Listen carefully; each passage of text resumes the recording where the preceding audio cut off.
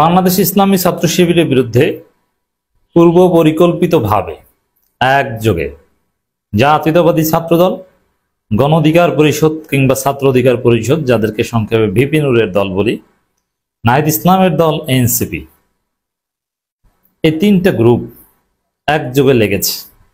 যদিও এটা তাদের ব্যর্থ চেষ্টা, তাদের প্রজেক্ট ব্যর্থতায় পর্যবসিত হয়েছে। শিবিরের বিরুদ্ধে তারা কিছুই করতে পারেনি বা তাদের এই প্রজেক্ট সফল হয়নি।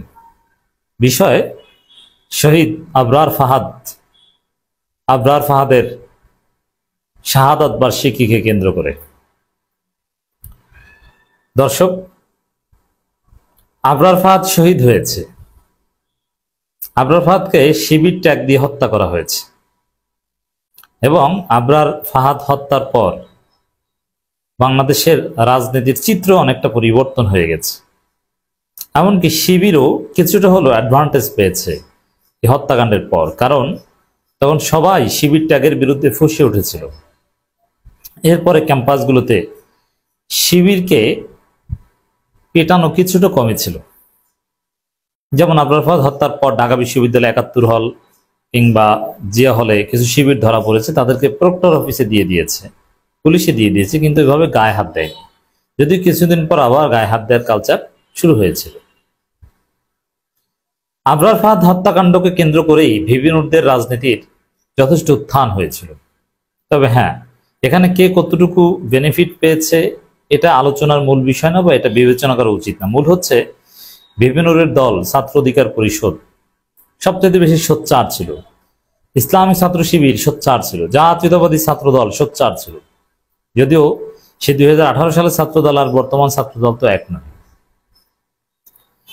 কিন্তু আবরার ফাহাদের শাহাদাতের অনেক পরে এসে হঠাৎ করে ছাত্রদল, গণতান্ত্রিক ছাত্র সংসদ মানে নাহিদ ইসলামদের দল এনসিপি এবং গণ অধিকার পরিষদ একযোগে শিবিরের বিরুদ্ধে লাগলো কেন এবং কিভাবে লেগেছে এটা একটু আপনাদেরকে প্রথমে জানাই, তারপরে তাদের এই চেষ্টা যে ব্যর্থ সেটা প্রমাণ করছে। ডাকসু নট শিবির, ডাকসু একটা প্রোগ্রাম করেছে। এখন যেহেতু ডাকসু শিবির ডমিনেটেড, ছাত্রদল, গণতান্ত্রিক ছাত্র সংসদ, গণ অধিকার পরিষদ এরা সবাই এটাকে শিবির বা শিবিরের একটা প্ল্যাটফর্ম হিসেবেই দেখছে। ঠিক আছে, দেখুক, দেখে শান্তি পাইলে দেখুক। এখন ডাকসুতে কাদের দাওয়াত দেওয়া হয়েছে আবরার ফাহাদকে কেন্দ্র করে এই প্রোগ্রামে? এনসিপির আক্তারকে কেন এনসিপির রাজনৈতিক পরিচয় না দিয়ে ডাকসুর সাবেক সমাজসেবা সম্পাদক লেখা হলো? আমি জানি না যে শেষ পর্যন্ত আক্তার গিয়েছে কিনা। অমুককে কেন দাওয়াত দেওয়া হলো? শরীফ ওসমান হাদি কিভাবে দাওয়াত পায়? ভিপি নূর কেন দাওয়াত পান না? অমুক কেন দাওয়াত পান না? নানান বিষয় নিয়ে আলোচনা। আকরাম কেন দাওয়াত পায় না? এর মানে পরিকল্পিতভাবে ডাকসুর এই প্রোগ্রামকে বিতর্কিত করার চেষ্টা প্রোগ্রামের আগে থেকেই হয়েছে এবং এটা একযোগে ছাত্রদল, গণতান্ত্রিক ছাত্র সংসদ আর গণ অধিকার পরিষদ করেছে। ঠিক আছে, এই গেল একটা, কিন্তু এতে তো তেমন ক্ষতি হয়নি, প্রোগ্রাম টাইমলি হয়েছে। তবে এদের পুরো প্রজেক্ট, শিবির বিরোধী পুরো প্রজেক্ট কেন ব্যর্থ হয়েছে আমি আসছি সেদিকে। এরপরে যখন প্রোগ্রাম হয়েছে তারপরে আসলো নতুন হিসাব নিকাশ। কি? একযোগে এই তিন দলের নেতারা বলা শুরু করলো শিবিরের গুপ্ত রাজনীতির কারণে আবরার ফাহাদকে জীবন দিতে হয়েছে। এর মানে শিবিরও দায়ী একযোগে। কি? যেমন হাসান আল মামুন কোটা সংস্কার আন্দোলনের আহ্বায়ক ছিলেন, অত্যন্ত ভালো এবং ত্যাগী নেতা। হাসান আল মামুন একটা বক্তব্যে বলছেন, আবরার ফাহাদ হত্যার বিচারের দাবিতে আমরা যখন রাজপথে আন্দোলন করি তখন অনেকেই লীগের সাথে আবরার ফাহাদের বিরোধিতা করে আন্দোলন করে। ছাত্রলীগের সাদ্দামের নেতৃত্বে সাদিক কায়েম ফরহাদ বিক্ষোভ মিছিল করেছে। আবার রাশেদ খান গণ অধিকার পরিষদের, হ্যাঁ, তিনি আন্দোলনে সোচ্চার ছিলেন আবরার ফাহাদ হত্যার বিরুদ্ধে যে আন্দোলন, তিনি বলছেন যে এই জামাতের শিবিরে গুপ্ত রাজনীতির কারণে এই অবস্থা, আর কাউকে গুপ্ত রাজনীতি করতে দেওয়া যাবে না, হুঙ্কার দিয়েছেন। এবং ছাত্র অধিকার পরিষদের আরেক নেতা, আমি নাম জানি না, তার ভিডিও বক্তব্য শুনলাম, তিনি বলছেন আবরার ফাহাদ হত্যার সাথে শুধু ছাত্রলীগ নয়, গুপ্ত শিবিরও জড়িত। এবং তানভীর বারী হামিম ছাত্র দলের আলোচিত নেতা, পরাজিত জিএস ক্যান্ডিডেট, তুলনামূলকভাবে একটু ভালো ইমেজের হিসাবে পরিচিত। সে তানভীর বারী হামিম ফেসবুকে লিখেছেন, ছাত্র শিবিরের কমিটি অন্য সকল ছাত্র সংগঠনের মতো প্রকাশিত থাকলে আবরার ফাহাদের মতন অনেক সাধারণ শিক্ষার্থীকে বিনা কারণে ট্যাগিং এর মাধ্যমে নির্মম নির্যাতিত হয়ে মৃত্যুবরণ করতে হতো না। আবরার ফাহাদ যেমন ভারতীয় আগ্রাসনের বিরুদ্ধে জাতীয় ঐক্যের প্রতীক, একইভাবে আবরার ফাহাদের মৃত্যু শিবিরে ভুল রাজনীতির নিদর্শনও বটে। এই দিন দুটি বিষয় আমাদের সকলের ঐক্যমত পৌঁছানো জরুরি। এক, ছাত্রলীগ নৌমত। দুই, ছাত্র শিবির কমিটি উন্মুক্তকরণ। এখানেও হামিমেরও মূল কথা এটা যে শিবিরে গুপ্ত রাজনীতি দায়ী। তবে হামিম বলেনি যে সরাসরি শিবির জড়িত ছিল। আর ছাত্র অধিকার পরিষদের এনসিপির যারা সরাসরি বলছে যে শিবির জড়িত ছিল, প্রমাণ শিশির মনির আবরার ফাহাদ হত্যাকারী কয়েকজন আইনজীবী ছিল। তো শিশির মনির কেন আইনজীবী ছিল? এদেরকে বাঁচানোর জন্য। মানে গুপ্ত শিবির যারা আবরার ফাহাদ হত্যার সাথে জড়িত তাদের বাঁচানোর জন্য শিশির মনির তাদের আইনজীবী ছিলেন। এই যে প্রোপাগান্ডা, আমি এর জবাব দিব এবং তাদের এই যে প্রোপাগান্ডা যে একদম তছনছ মুহূর্তেই তার প্রমাণ দিব। প্রথম হচ্ছে যে ডাকসুতে যে প্রোগ্রাম হয়েছে, আরো ছাত্রদল আরো অনেকে প্রোগ্রাম করেছে, ইনকিলাব মঞ্চ অনেকে আলাদা আলাদা প্রোগ্রাম করেছে।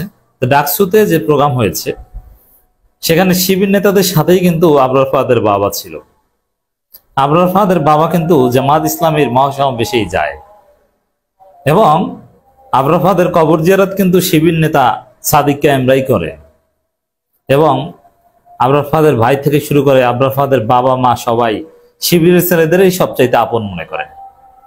অতএব ছাত্রদল, বাকসাস, এনসিপি যতই শিবির বিরোধী ঐক্য করুক, লাভ নাই। আবরার ফাহাদের পরিবার শিবিরের সাথে আছে মানে আবরার ফাহাদের পরিবার এইসব উল্টাপাল্টা এখন আবার নতুন ভাবে শিবির ট্যাগিং বা শিবিরকে ব্লেমিং, হাসিনা পালানোর পর নতুন সুর। একসময় ছাত্রদলও এর বিরোধিতা করছে শিবির ট্যাগিং, এখন ছাত্রদল শিবিরকে দায়ী করে। তো এগুলো যে আসলে ফাও, এগুলোর যে কোনো ভ্যালু নাই। আবরার ফাহাদের পরিবার যেদিকে আছে তাদের স্ট্যান্স, তাদের চিন্তা দর্শন দেখলে আপনি বুঝবেন। এছাড়া এই ছাত্রদল, বাকসাস এবং এনসিপির যে যৌথ ন্যারেটিভ, ওটা কেউ খায় না, এটাকে সবাই হাসাহাসি করছে, এটা ব্যর্থ।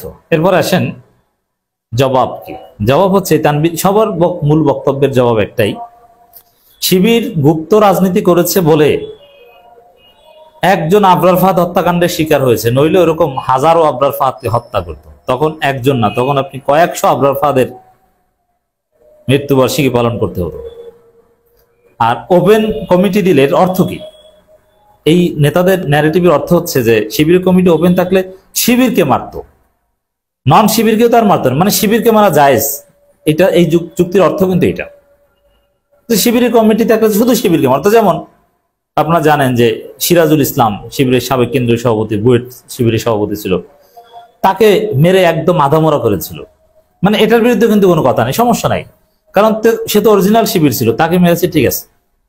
কমিটি প্রকাশিত থাকলে তো ওইরকম শুধু সিরাজুলকে মারে, নন শিবিরকে তো আর মারে না। এর মানে শিবিরকে মারলে সমস্যা নেই, শুধু শিবিরকে মারো। এবং আমরাও বিএনপি ক্ষমতা আসলে শুধু শিবিরকে মারবো, নন শিবির যেন আবার ভুলে আমাদের কাছ থেকে হত্যাকাণ্ডের শিকার না হয়। তাদের এই ন্যারেটিভের অর্থ হচ্ছে এটা। এটা তো জনগণ বুঝে গেছে যে আপনারা কোন বাটপার। এইসব বাটপারি রাজনীতি চলবে না। এরা সৎ সাহস নাই, এরা ছাত্রলীগের বিরুদ্ধে বলবে, দ্যাটস ইট। এখানে শিবিরের গুপ্ত রাজনীতি অমুক তমুক, যারা শিবির ওপেন ছিল তাদেরকে কি করেছে আপনারা দেখেন নাই? শিবির সভাপতি দেলোয়ারকে কি করেছে, শফিকুল ইসলাম মাসুদকে কি করেছে ওপেন যারা, তাদেরকে দেখেন নাই? রাফে সালমান রিফাতকে কি করেছে বুয়েটের ছাত্রলীগের সন্ত্রাসীরা? এগুলো কি? মানে শিবির ওপেন থাকলে ভালো হতো, এর অর্থ হচ্ছে শিবিরকে হত্যা করতে সুবিধা হতো। এটা ছাত্রলীগকে সহায়তা করার একটা ন্যারেটিভ। কত বড় জালেম এই গোষ্ঠী যারা এই বয়ান দাঁড় করায়। এটা শুধু তানভীর বারী হামিম, ছাত্রদল যারা করে এরা সাধারণত বর্তমানে ছাত্রী হয়, এদের কথা বলছি না। এখানে গণ অধিকার পরিষদের ছেলেরাও সেম বয়ান, রাশেদ খানরাও বলছে স্টুপিড বয়ান। এরা কি জানে না, বুঝে না?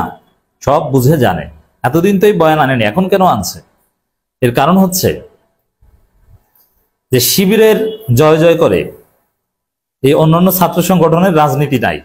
এখন তারা একযোগে সবাই ঐক্যবদ্ধভাবে শিবিরের বিরুদ্ধে লাগছে যে শিবিরকে পরাজিত করতে হবে। আরে ভাই, এটা তো ভুল পথ। তোমাদের শিবিরের পেছনে না লেগে শিবিরের চাইতে ভালো কাজ করার চেষ্টা করো। এইসব ফালতু ন্যারেটিভ, ছাত্রলীগকে সহায়তা করা, হত্যাকাণ্ডে সহায়তা করার মানে শিবির ওপেন থাকা উচিত ছিল, এই ধরনের উদ্ভট যুক্তি দিলে আরো ছাত্রীপনা রাজনীতি হয়ে যাবে।